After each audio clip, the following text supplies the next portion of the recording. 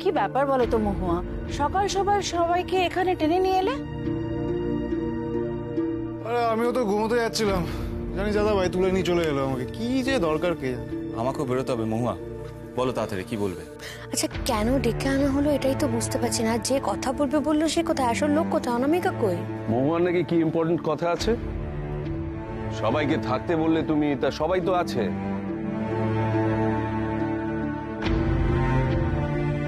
বলো কি বলবে, বলো।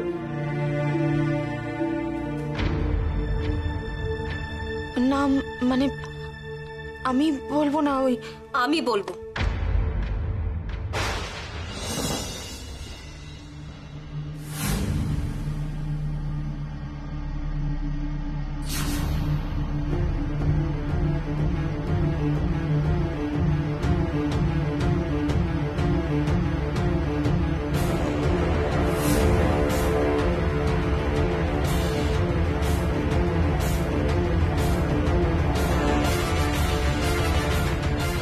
তুমি তুমি এটা কোথায় পেলে অনামিকা? আমি এটা খুঁজে এনেছি আন্টি। এর মধ্যে বন্দী আছে লালকুঠির রহস্য।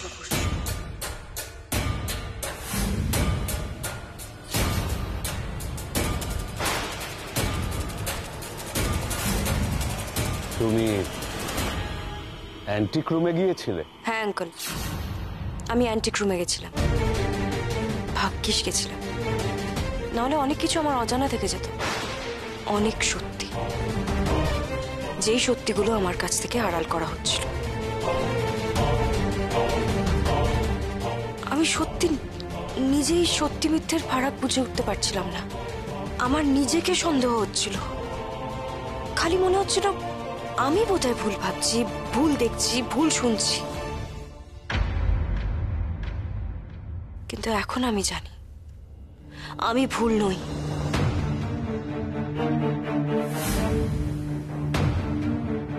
তাহলে ভুল কে অনামিকা? কোন সত্যি তুমি জেনেছো আমাদেরকে বলো।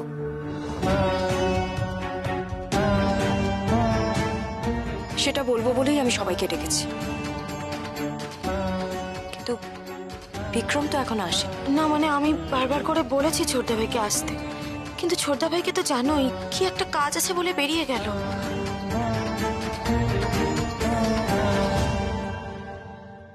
না মহুয়া, আজকে সবাইকে এখানে থাকতে হবে। আজকে আমার সবার কাছে প্রশ্ন আছে।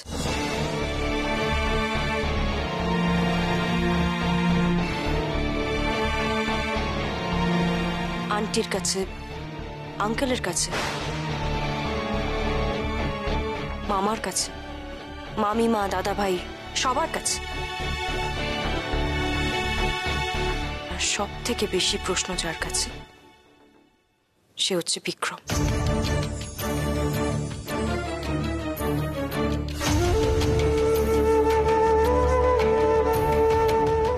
তাই ওকে ছাড়া হবে না। অনামিকা শোনো, বিক্রমকে যখন বলেছো, বিক্রম তো আসবে, নিশ্চয়ই আসবে, কিন্তু তুমি আমাদের এভাবে প্রশ্নের মাঝখানে দাঁড় করিয়ে রেখে তো চলে যেতে পারো না, তাই না? না তুমি বলো না, তুমি কি কি কি জেনেছো বা তুমি কি জানতে চাইছো। মানে তোমার সব প্রশ্নের উত্তর আমরা দেব, আর তুমি যা যা বলবে আজকে আমরা সব শুনবো। আন্টি, সবটা বলতে গেলে আমাকে একটা গল্প বলতে হবে।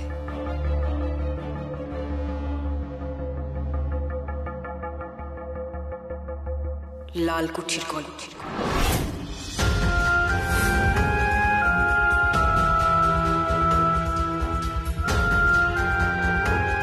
আমি যখন প্রথম এই বাড়িতে পা দিয়েছিলাম, তখনই আমার মনে হয়েছিল এই বাড়ি যেন আমায় কিছু বলতে চায়। এর প্রতিটা ইটে লুকিয়ে আছে গল্প।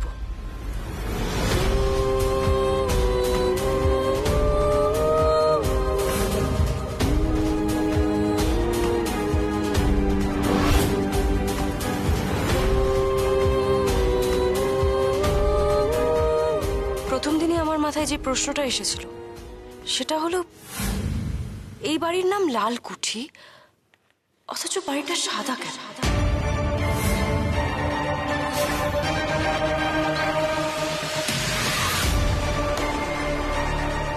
এর কারণ কিছুটা আমি কাল বুঝেছি। খুব সম্ভবত প্রথমে বাড়িটার রং লাল ছিল, তারপরে রেনোভেট করে বাড়িটার রং সাদা করা হয়েছিল। এ বাড়ির পরের মালিক যারা তারাই করেছিল। কিন্তু কেন, কি কারণে এটা করা হয়েছিল? সেই কারণের মধ্যেই আছে 12 বছরের ইতিহাস। সেই 12 বছরের ইতিহাস আমি বার করার চেষ্টা করছি।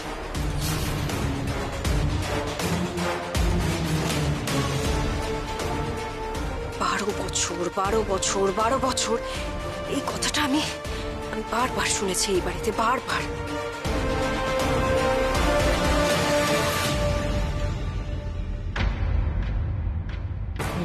বছরের ইতিহাস। 12 বছর আগে একটা ঘটনা ঘটেছিল। 12 বছর আগে ও খুব নম্র ভদ্র। কি জানেন আপনি 12 বছর? কি হয়েছে 12 বছর আগে? কি জানেন আমার অতীত সম্বন্ধে? শুরুতে এই বাড়ির মালিক অন্য একজন ছিলেন। তিনি ছিলেন জিসি দত্ত অ্যান্ড সান্সের প্রতিষ্ঠাতা।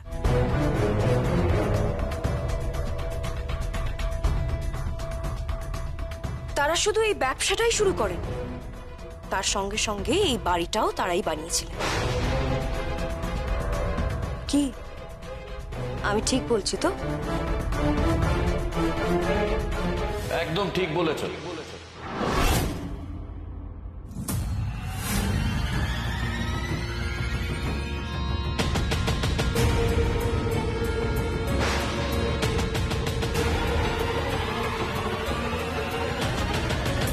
আমি এসে গেছি অনামিকা, তুমি কি বলবে বলো। আমি যা বলতে চাই সেটা হয়তো তোমরা সবাই জানো। আমাকে কখনো তোমরা কেউ জানাওনি বা হয়তো জানতে দাও, তাই বাধ্য হয়ে আমাকেই সবটা খুঁজে বার করতে হয়েছে। আমি আমার চোখ দিয়ে এই বাড়ির গল্প শোনাচ্ছি তোমাদের।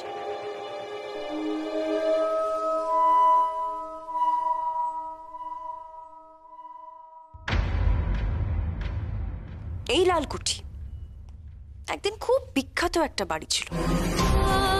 সবার মুখে মুখে এই বাড়ির নাম ঘুরত, কারণ এই বাড়িতে যারা থাকতেন তারা ছিলেন অত্যন্ত বনিদি ও নামকরা।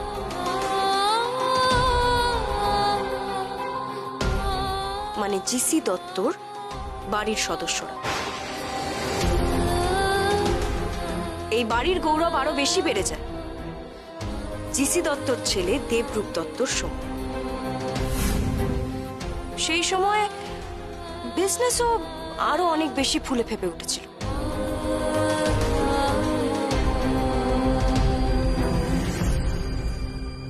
শুধু বিজনেস, সে এক অদ্ভুত সোনার দিন ছিল। দেবরূপ দত্তের যেমন ছিল ব্যবসায়িক বুদ্ধি, তেমনি ছিল দাপট। তার কর্মচারীরা তাকে ভগবান বলে মনে করত, কিন্তু তিনি ছিলেন সবার অভিভাবক। তার অফিসে শুধু উঁচু পদে যারা চাকরি করতেন তাদেরই নয়, ছোট ছোট নিচু পদে যারা চাকরি করতেন তাদের দিকেও তার ছিল সমান নজর। অফিসের সামান্য বেয়ারা খেয়েছে কিনা তার খবর পর্যন্ত রাখতেন দেবরূপ দত্ত।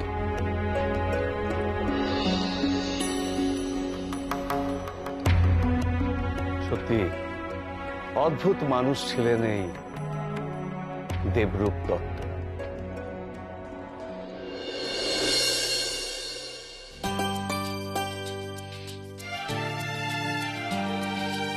এই বছর আমরা খুব ভালো পারফর্ম করেছি, তাই কোম্পানিও লাভের মুখ দেখতে পেয়েছে। আর এই সবটাই হচ্ছে আপনাদের জন্য।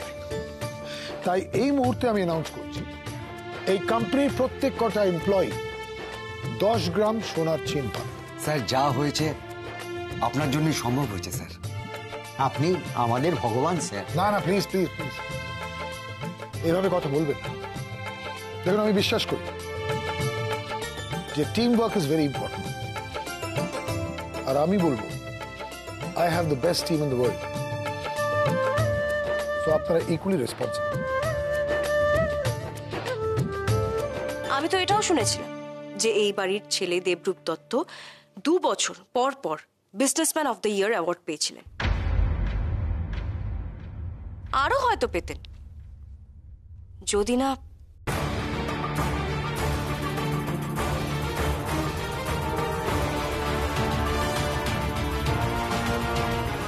এই বাড়ির কথা বলতে গেলে শুধু দেবরূপ দত্তের কথা বললে চলবে না, তার মিসেস অলকানন্দ দত্তের কথাও বলতে হবে আমাকে।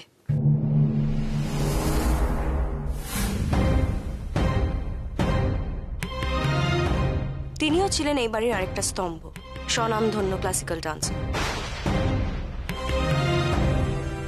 যার খ্যাতি শুধু এই দেশের মধ্যেই সীমাবদ্ধ ছিল না। এই 12 বছরে হয়তো তার খ্যাতির কথা অনেকেই ভুলে গেছে, কিন্তু এক সময় তাকে এক ডাকে সবাই চিনতেন, তাই না আন্টি? হ্যাঁ, এবার আমি তোমাকে একটু আগের গল্প বলি। দেশে বিদেশে বিজনেস ম্যাগনেট হিসেবে যেমন দেবরূপ দত্তের নাম ছড়িয়ে পড়েছিল, তেমনি অলকানন্দার নামও তার নাচের জগতে খুব খুব ছড়িয়ে পড়েছিল। তখন চতুর্দিকে খ্যাতি, চতুর্দিকে শুধু একটাই নাম, অলকানন্দা। আর সবার মনে একটাই প্রশ্ন, কে উদীয়মান তারকা?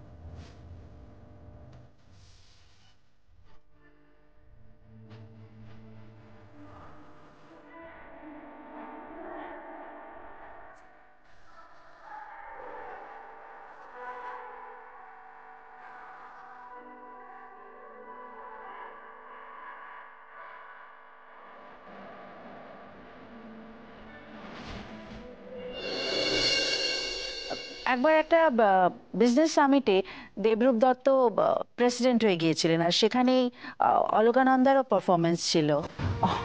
অলকানন্দার মতো অমন গুণী, অমন সুন্দরী মেয়ে দেবরূপ দত্ত ঠিক করলেন যে এরকম মেয়েকেই তিনি বিয়ে করবেন, অন্য কাউকে নয়।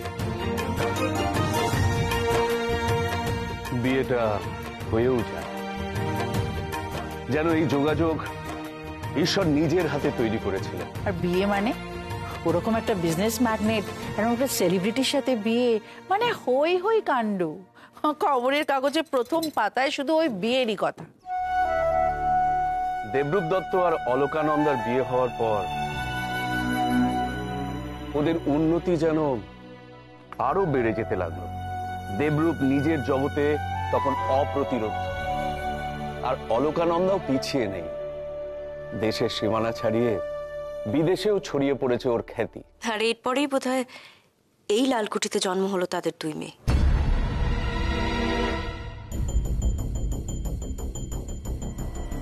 অনামিকা, তুমি এত কথা জানলে কিভাবে?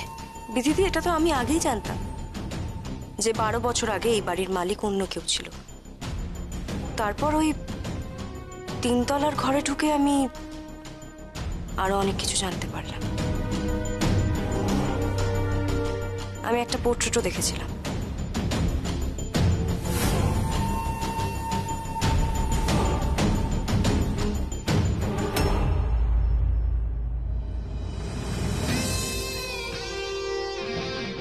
তুমি ও ঘরটায় ঢোকোনি অনামিকা, ঘরটায় তালা দেওয়া ছিল।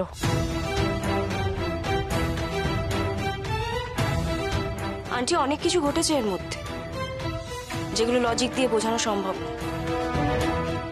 যেমন আপনাদের অ্যানিভার্সারির দিন আমি ওই অ্যান্টিক রুমে ঢুকে অলকানন্দা দেবীর ছবি দেখেছিলাম।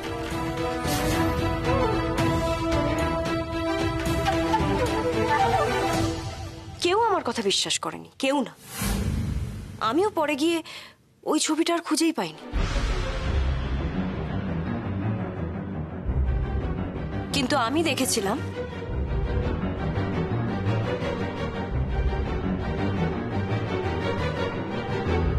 এই ছবি।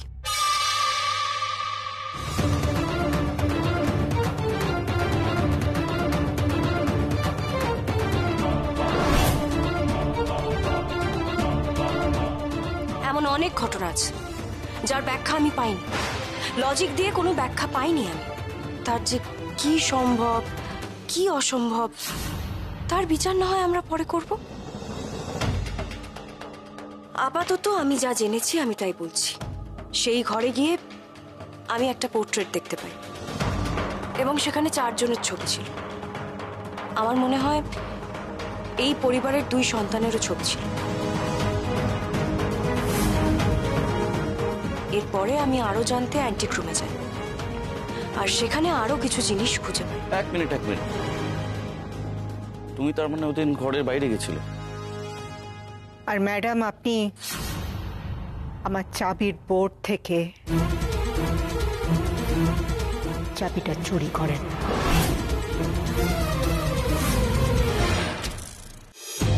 সুলেখা আন্টি, সেটার জন্য আমি সত্যি লজ্জিত। এছাড়া আমার কোনো উপায় ছিল না। সত্যিকে সামনে আনতে গেলে এরকম হয়তো কিছু করতে হতো আমাকে। ফ্যান্টাস্টিক। এরকম আর কি কি করেছো তুমি সত্যি সামনে আনার জন্য?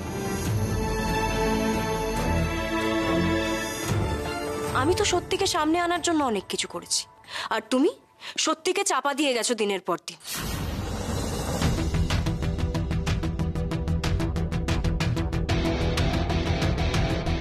প্লিজ তুমি অন্তত এটা বলো না বিক্রম, তোমার মুখে এটা মানায় না। মানে? আমি বলবো, সবটা বলবো। আগে আমার কথাগুলো শেষ করতে দাও। আমি অ্যান্টিক রুমে একটা বাক্স পাই, যেই বাক্সে একটা কবিতা লেখা ছিল।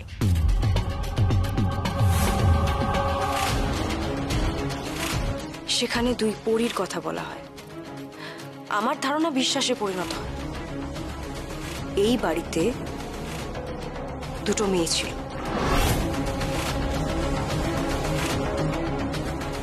যাদের কথা ওই কবিতায় বলা আছে। এই বাক্সটা তাদেরই কাছের কেউ দিয়েছিল, যারা এই 2 মেয়েকে খুব ভালো করে চেনে। ওদের বাবা দিয়েছিল।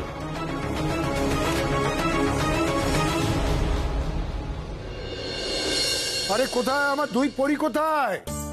হ্যাঁ বাবা, এই তো আমার বড় পরী। ছোট পরী কই? হ্যাঁ, আদর দিয়ে দিয়ে আরো মাথায় তোলো গিয়ে। দেখো কোথাও নেচে নেচে বেড়াচ্ছে। না মা, তুমি আর দিদি নাচো, আমার নাচে কোনো ইন্টারেস্ট নাই। এই তো আমার ছোট পরী চলে এলো। চলে না থাকবে কেন সোনা? সারাদিন রোদে রোদে বেড়ানো, সাইকেল নিয়ে, আর কি জানো, ও হ্যাঁ, মারপিট, বাস্কেটবল, এসবই তো চাই তোমার, তাই না? কেন বকছো? আমার মেয়েকে একদম বকবে না। আচ্ছা এবার বলো তো এতে কি লেখা আছে, মানেটা বুঝতে পারো কিনা দেখো। 2 কন্যা অসামান্য, রূপে গুণে তারা অনন্যা, প্রসিদ্ধ নগরীর নামে নাম, আলো করে থাকে এই লালকুঠি ধাম। পরি, আচ্ছা পরি মানে তো আমরা 2জন, কিন্তু এই প্রাচীন নগরী মানে কি? তোরা নিজের নামের মানেই জানিস না? বৈশালী, উজ্জয়িনী, এই দেশের 2টো প্রাচীন নগরীর নাম। সিম্পল। বাবা, একটাই প্রবলেম। কি প্রবলেম? আমি পরি টরি হতে পারবো না, আমি সুপারম্যান হতে পারি। সেটা তো পসিবল না, কারণ আমার চোখে আমার 2 পরী।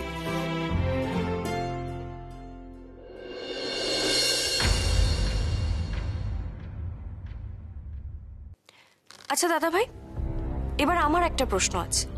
আমি তো বারবার এই বাড়ির আগের ওনারের কথা জিজ্ঞেস করেছি, তুমি তো আমাকে বলতে পারতে আগের ওনারদের মধ্যে একজন এই বাড়িতে এখনো আছে।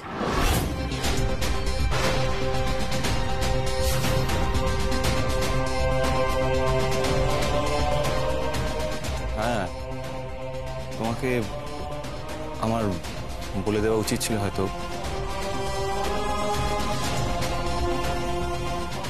আজ আমি বলছি, দেবরূপ দত্ত এবং অলোকানন্দ দত্তের বড় মেয়ে আজও এই বাড়িতেই থাকে।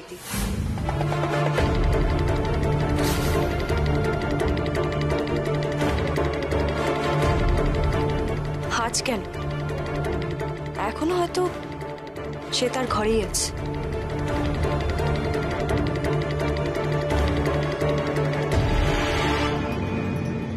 বৈশালী দস্তিদার।